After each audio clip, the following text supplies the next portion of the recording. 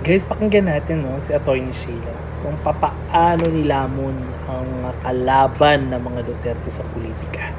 Tignan natin, pakinggan natin ang kanyang naging pahayag. Sa madaling salita, kinikilala ng ating saligang batas na sa bawat paglilitis, ang isang individual ay nahaharap sa malalim at napakalaking makinarya ng buong estado. At ang tanging sandigan lamang niya laban sa anumang pang-aabuso ng kapangyarihan ay ang kanyang mga batayang karapatan sa ilalim ng ating konstitusyon.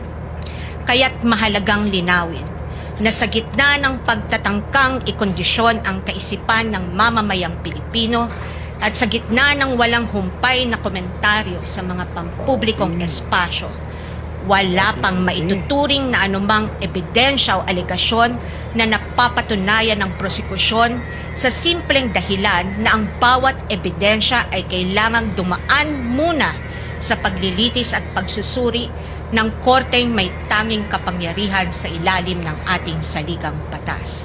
Higit sa lahat, ang anumang paglilitis ay kailangang naayon sa itinatakda ng ating batas at konstitusyon at hindi lamang sa kagustuhan ng iilang may hawak ng kapangyarihan. One might ask, why is it important that we must not forget these basic principles? The ruling of the Supreme Court tells us why. The Bill of Rights applies to the entire impeachment process because inasmuch as our court recognizes that impeachment is a political process, it reminds us that it is not a purely political process but a legal and constitutional mechanism. Thus, if we are to uphold the rule of law, serve justice, and invoke the accountability mechanism, then this court and we as a people must guarantee that all efforts to hold our leaders accountable must be done right.